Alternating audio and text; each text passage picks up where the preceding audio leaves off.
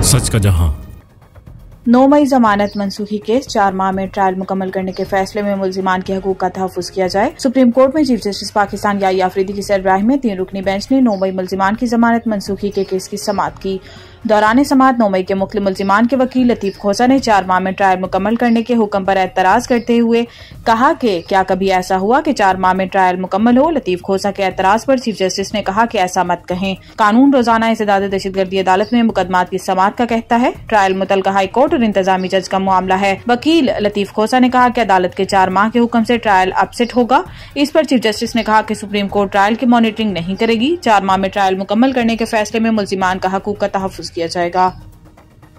वजीर आजम से बरतानिया के पार्लिमानी अंडर सेक्रेटरी लॉर्ड वाजिद की मुलाकात। वजीर आजम शहबाज शरीफ से बरतानिया के पार्लिमानी अंडर सेक्रेटरी बराए मज़ाहिब कम्युनिटीज और आबादकारी लॉर्ड वाजिद खान ने मुलाकात की। वजीर आजम ने लॉर्ड वाजिद खान का पाकिस्तान में खैर मकदम किया और ओवरसीज पाकिस्तानीज कन्वेंशन में शिरकत पर इनका शुक्रिया अदा किया।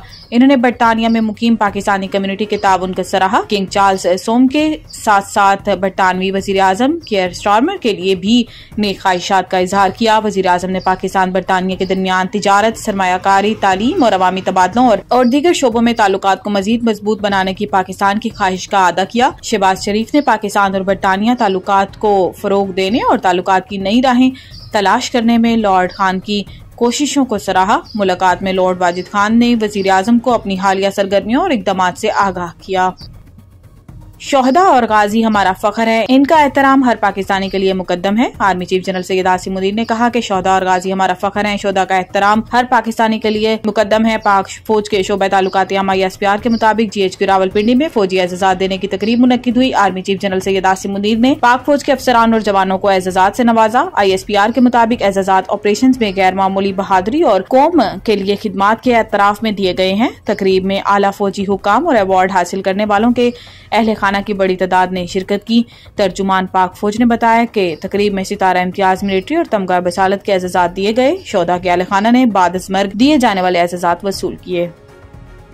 पाकिस्तान का टैक्स निज़ाम गैर मुनसिफाना और बेहुदा है। आलमी बैंक ने पाकिस्तान के टैक्स निज़ाम को इंतहाई गैर मुनसिफाना और बेहुदा करार देते हुए जोर दिया कि जायदाद को मौसर तरीके से टैक्स नेट में लाया जाए और इसका दुरुस्त अंदराज और टैक्स लगाया जाए। आलमी बैंक के मुताबिक तनख्वाहदार तबके पर बढ़ता हुआ बोझ सिर्फ इसी सूरत में कम हो सकता है जब टैक्स नेट को वुसअत दी जाए और तमाम आमदन को इसमें शामिल किया जाए। आलमी बैंक ने मजीद कहा कि महसूलात के निज़ाम में इस्लाहात की जरूरत है क्योंकि मौजूदा निज़ाम से कलील मुद्दती फायदे तो हासिल हो रहे हैं लेकिन तवील मुद्दती आमदनी के मौके जाया हो रहे हैं। पाइड के वाइस चांसलर नदीम जावेद ने इस बात पर हैरत का इजहार किया कि 24 करोड़ की आबादी में सिर्फ 50 लाख लोग टैक्स रिटर्न फाइल करते हैं और ज्यादातर tax general sales tax GST की शक्ल में वसूल किया जाता है। इन्होंने कहा कि पाकिस्तान का टैक्स निज़ाम इंसाफ के असूलों के लिहाज से गैर मुनसिफाना है।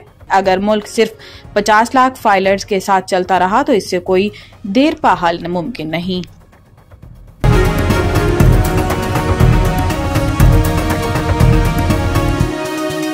हमारा जहां, सच का जहां।